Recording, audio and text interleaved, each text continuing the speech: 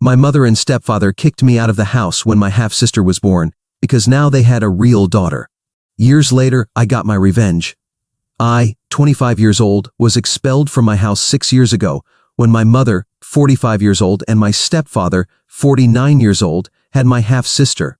My mother had me when she was very young, and her grandparents and parents were very traditional and strict, so they forced her to have me.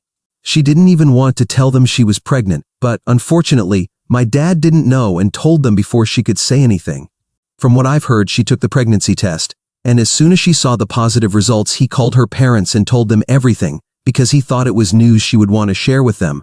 He didn't even wait to ask her, which was pretty stupid on his part, but that's my dad for you. Needless to say, they broke up shortly after that, and since they were never married, it was a much easier process. My parents met in college and had been together for a year when they got pregnant. But after this stupidity that my dad did, my mom left him. But she couldn't get rid of me because her family already knew, and they said that if she ended the pregnancy, they would disown her, so she had to go through with it. I know the story because she has told me several times, and she always reminds me how lucky I am to be alive today, because if it had been up to her, she would never have had me. It's always nice to hear that from your mother. She claims I am the result of my dad's stupidity, which makes her even more annoyed with me than she normally would be, and so I was raised to be as invisible as possible. My grandparents and great-grandparents made sure I was born, but they didn't consider what would happen to me after that. My childhood was difficult, to say the least. You know how my mother was, but my dad wasn't any better. My mom hates me because she didn't want me, and wouldn't have had me if it weren't for family pressure. She also believes that I was the reason she couldn't advance further in her career because she had to take care of me along with college and work, which is fair, I suppose. But resenting me just for being born and treating me badly as a child seems a bit excessive. Don't get me wrong, I didn't lack anything as a child because my grandparents paid for everything since my dad couldn't afford child support. So I had everything I wanted, but I still felt like I was nothing more than a burden to my mother, and she never did anything to make me feel otherwise. She never spoke kindly to me or showed me any affection, and even when I achieved something, she never celebrated it with me. It was like living with an older, very grumpy roommate who hated you for no reason and just wanted you to leave as soon as possible. And then, on the other hand, there was my father. He was much sweeter and nicer to be around compared to my mother, but he was just as incompetent as a parent, and I'm pretty sure that when I was a child, he definitely had some drug problems. I couldn't recognize it back then, but now I'm sure he was a marijuana addict. He always did strange things and said strange things, but I dismissed it as him trying to be funny mostly and didn't think much about it. He always attended all my birthday parties and had dinner with us once a month, but my mother also seemed to hate him, and I could always hear them arguing about his behavior. My mom didn't want me, but she kept me because her family had decided that my father wasn't capable of taking care of me, and honestly, they weren't wrong. They had to decide who would mostly raise me before I was even born, and my mother's family ensured she took responsibility and my father could only see me on weekends. But even that would only be implemented after a certain age. Before I turned 10, I lived with my mother full-time and only saw my father a couple of times a month. But after that, I was allowed to live with him on weekends, and it was a step back because after I turned 10, I realized my father was definitely not ready to be my father. He lived in a small apartment, and it was very evident that he couldn't afford to live the kind of lifestyle my mother was used to because he lived in poverty, and the living room had a distinct smell of marijuana. I also knew he couldn't keep a job for long because my mother complained about it all the time.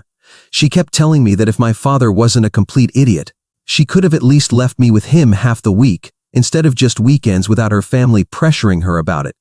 At my father's house, I felt fine, but I didn't feel comfortable because I knew having me there was putting him in a difficult situation since he obviously couldn't live on one meal a day as he did. But nevertheless, he still made an effort to cheer me up when I was at his house. That's how my childhood was. I had to endure my mother and her constant reminders that I was not wanted in our house when I lived with her. And on weekends, I had to deal with my father and the state he was in. And then, when I was about 15 years old, my mother started dating my stepfather, Jeffrey. He wasn't a bad guy, but he wasn't good either. He was just indifferent to me, and to be honest, that was much better than my mother and father. He didn't talk to me, I didn't talk to him, and everything was peaceful. Anyway, they were together for a few years, and then when I was 17 they got married. 2 years later, they announced they were pregnant, and it really didn't concern me because it had nothing to do with me. I went on with my life and followed my routine as usual, but I had no idea what was coming. When I turned 18, I decided to take a gap year instead of going to college and get some work experience first. I regret that decision. I should have gone to college when I had the chance because my grandparents were ready to pay for it. But a few months after my 18th birthday, my mother and her parents had a very bad fight over some nonsense I don't even remember, and they stopped talking to each other. This also meant they stopped sending me money, and I was on my own. But fortunately, I was working as an intern at the time, so I was getting some money. On my 19th birthday, I started applying to universities, and my mother was 7 months pregnant at the time. Even then, she didn't tell me anything about what was going to happen when my half-sister was born. However, just a week after my half-sister was born and my mother returned home from the hospital, she and Jeffrey sat me down and told me they had something important to tell me. I was a little surprised because I couldn't imagine anything my mother had to tell me that could lead to something good. When they started talking to me, they said they needed the room in the house because now that my half-sister was born, they were going to hire a full-time nanny and needed to give her a room to stay in. There was the master bedroom that my mother and Jeffrey used to occupy, my room, and also a guest room. But my mother told me they were going to paint the guest room and convert it into a nursery, and of course, they couldn't let anyone into their own bedroom. So it was time for me to leave the house because I was already 19 years old, and as an adult, I had no reason to keep living with my parents because it was getting weird, and they needed their privacy. I thought it was pretty shocking because, although I was legally an adult, I still needed a home because, eventually, I would have to come back from college, and then I would need a place to go. I told my mother, and she said that whenever I needed to come back, I could go live with my dad. But that wasn't possible because at that time, my dad had become a severe addict. Not only did he have a drug problem, which was bad even if it was just weird, he had also developed a gambling addiction, and his home was simply not the kind of place anyone would want to go. And obviously I couldn't go live with my grandparents because they were not on good terms with my mother. And if they didn't want to talk to my mother, there was no chance they would want to talk to me because, to them, I was just an extension of my mom. This is also why I had never had to worry about money before, because as my grandparents wanted to take care of my mother, they also wanted to take care of me. But once their relationship ended, so did ours, and I knew this because I tried to contact them several times, but without luck.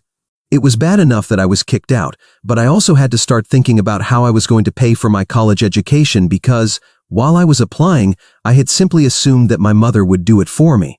I knew she hated me, but I thought going to college would mean I would be away from her and the family, so she would help me with that. When she told me she was kicking me out of the house, I asked her if she would be willing to pay for my college education.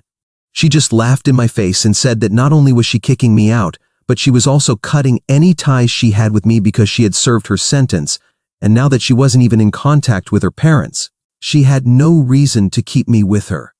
I was shocked that someone could be so cruel, and I ended up crying, but she just made a face and told me that if I was going to cry, she preferred that I did it outside the house because I was ruining the atmosphere of what was supposed to be a happy day. Before that day, I had never said anything to my mother because I simply didn't want to argue with her or waste my time. But that day, I decided to stand up for myself because I wasn't going to be kicked out of the house in silence. I was going to go out kicking and screaming, but I would let her know exactly what I thought of her. I told her she was a terrible mother and always had been, and I was actually happy to finally get rid of her and that my life would be much better without her. To that, she just turned around and told me she didn't care about any of that and just wanted me to leave because now that she and her husband had a real daughter, they didn't need me anymore. And I was just as unwanted as before, if not more. So I broke down once more, and I think that was practically the worst day of my life. But still, I pulled myself together a bit later, packed my things, and left the house, never looking back again. Once I left, I went straight to my dad's house and knew that no matter what state he was in, I was going to fix it and make the best of my situation because I wasn't going to let my parents and their neglectful attitude ruin my life. When I got there, I realized my dad was in very bad shape and his house was even worse. I couldn't even tell when it was last cleaned, judging by the looks of it, and there was trash all over the floor. He probably hadn't even bathed in a long time. By then, I knew he hadn't had a job for almost a year. He was losing money left and right due to his gambling addiction. He was lucky that his dad had passed away a few months ago and left him some money, which he was now wasting. As soon as I arrived at my dad's, he tried to tell me he was happy to see me, but he was too high to say anything. He just smiled at me and thought that would be enough. But I wasn't in the mood. I had already had a very bad day and simply couldn't deal with it anymore. He had a joint he was smoking. So I walked over to him and snatched it out of his hands because I was going to make sure he stood up as a father and did everything for me that he hadn't been doing my whole life. I wasn't going to let his bad habits ruin my life. So I told him I was here to stay forever because my mother had kicked me out, and now he had to make up for everything he hadn't done for me and really change his behavior. He thought I was joking and tried to pick up his joint from the floor, but that's when I lost it and ended up slapping my dad across the face. I regret it. I shouldn't have done it, but I was losing my mind about my future and just lost sight of what was important at that moment. But it didn't lead to anything bad, so I guess it was meant to happen.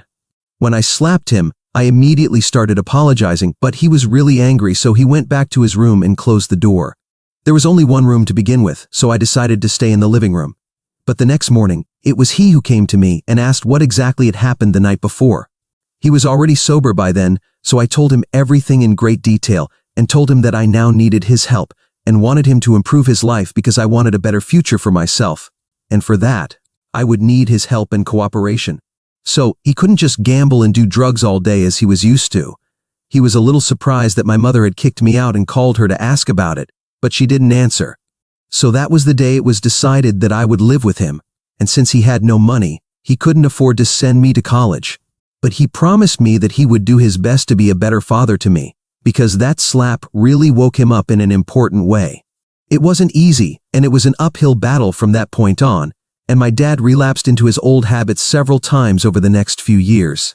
But still, I stood by his side and he promised me he would keep trying to get better. I couldn't go to college, but I also couldn't waste time at home, so I decided to apply for some internships at some companies. And I got selected for a few of them.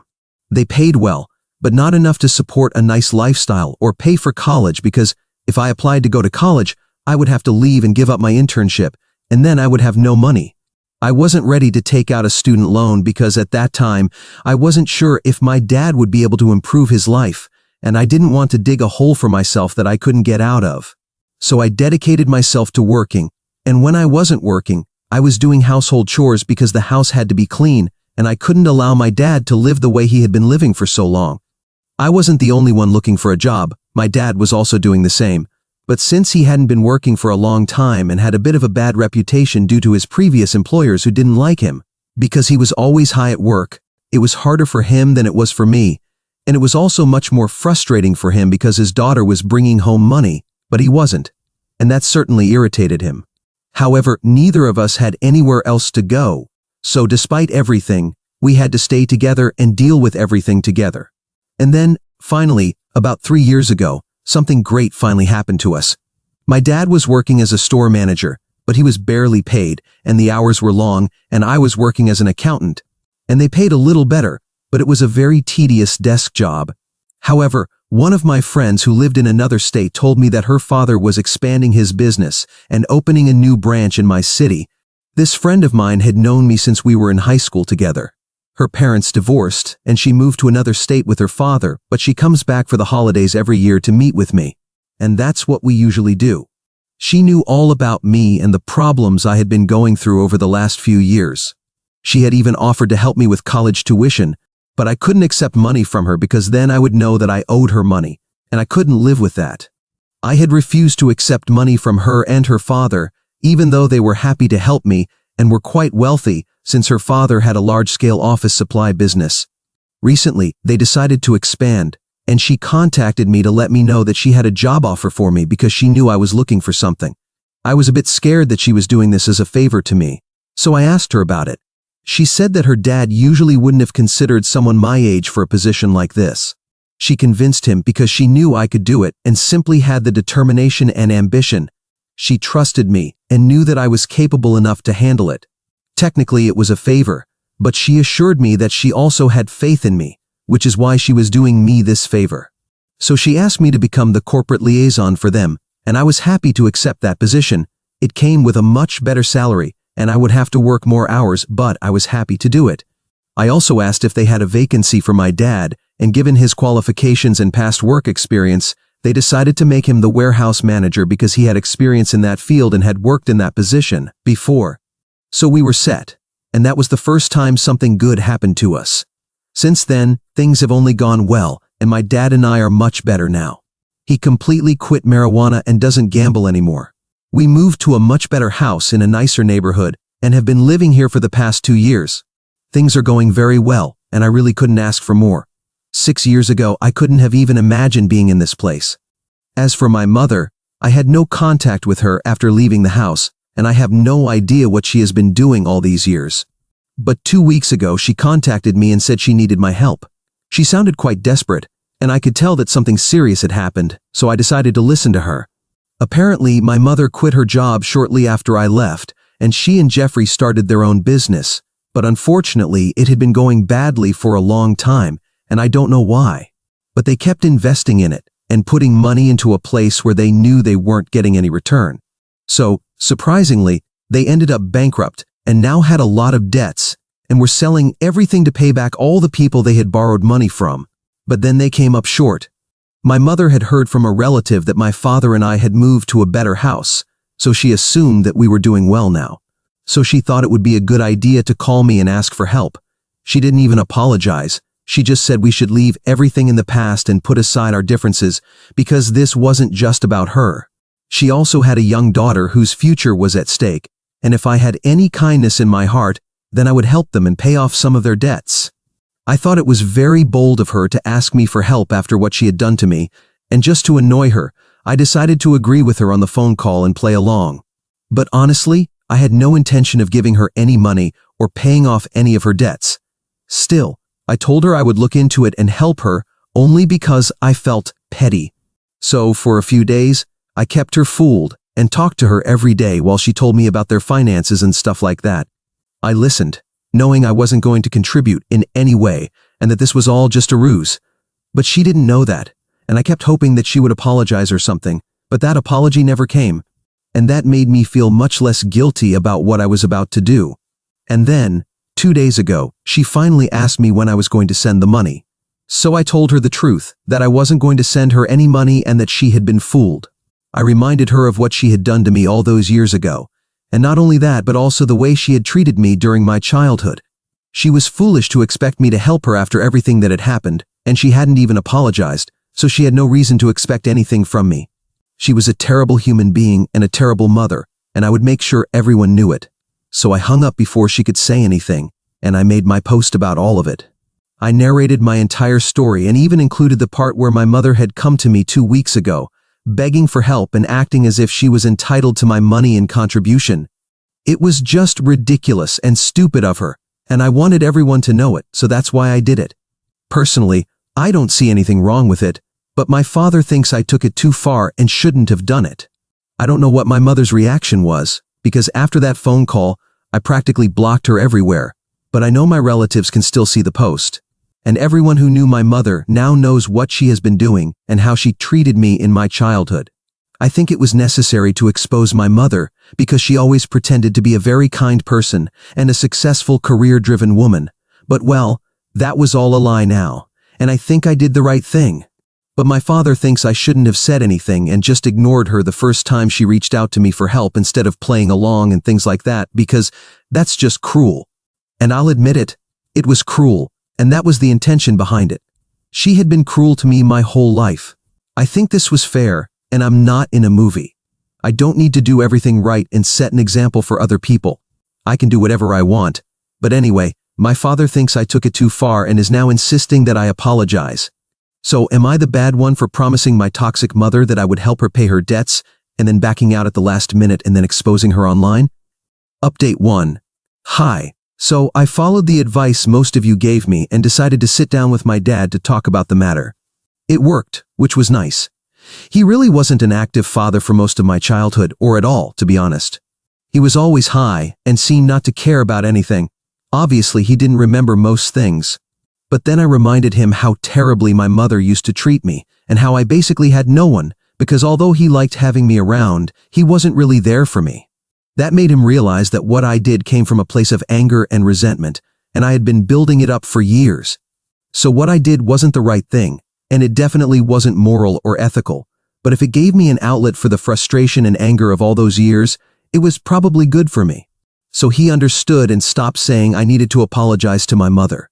She never apologized to me for everything she put me through, and on top of that, she had the audacity to expect me to help her.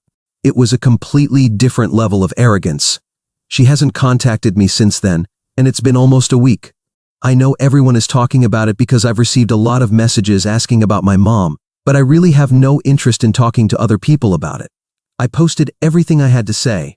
I have nothing more to add, and now I also have a lot of work to do, so I don't have time for this drama. What's done is done, and it's over now. Update 2. So my mom finally contacted me with a new number today after almost 2 weeks of no contact. She didn't have much to say. She just told me that she should never have trusted me and that she regretted having a daughter like me. But that's okay, the feeling is mutual. I also regret having a mother like her and would rather have been an orphan than spend my childhood with her. She told me that thanks to my little post, she couldn't live in this city anymore and had decided to move because the shame and embarrassment were too much. So I finally got what I wanted, according to her. But honestly, I don't really care where she is. She and I haven't been in contact for a long time, and I don't care where she lives. So that's something she's very wrong about, but that's okay. She's a narcissist and has a tendency to make everything about herself, so this isn't a big surprise. Anyway, I'm glad she's moving and that I don't have to talk to her again because she's blocked me. Update 3. Hey, it's been a month since my mother moved and things have been quiet. We no longer have contact, but I've heard from some relatives that she's apparently cut ties with her entire family and isn't talking to anyone. I guess that's good for her. My dad and I are still doing well. In fact, my dad just got a raise, so everything is good. And I can't complain. As for my post, I've deleted it. It already did all the damage it needed to do, and I didn't see the point of it staying up. If anything else happens, I'll be back with another update. Update 4. This update is to tell you something more about my mother, from the little I've heard. It turns out she is in the process of divorcing her husband, Jeffrey. At first, I was a bit surprised, but then I remembered how she is and it's no surprise. I don't have many good things to say about Jeffrey either, although given how the two of them are, I thought they would get along in some twisted way. What concerned me a bit more was that some acquaintances told me that my mother was expressing concern for me. They said she was worried about how I was doing, since I'm her daughter, despite everything. It's strange, right? After everything that has happened between us, she still feels the need to worry about me. But honestly, I find it hard to believe in her genuine concern, given her history. It's something I'm no longer interested in, and I hope it's not another trick to get money out of me. I also hope she doesn't come after my father now that he's doing better. Anyway, I'll keep moving forward with my life, focusing on my job and maintaining a healthy relationship with my father. The only thing I worry about is my half-sister, because growing up with that kind of mother is not easy. I just hope she treats her better than she did me. At least she was wanted. I don't say that out of jealousy, though it might sound like it, but because I genuinely worry about her, although there's little I can do.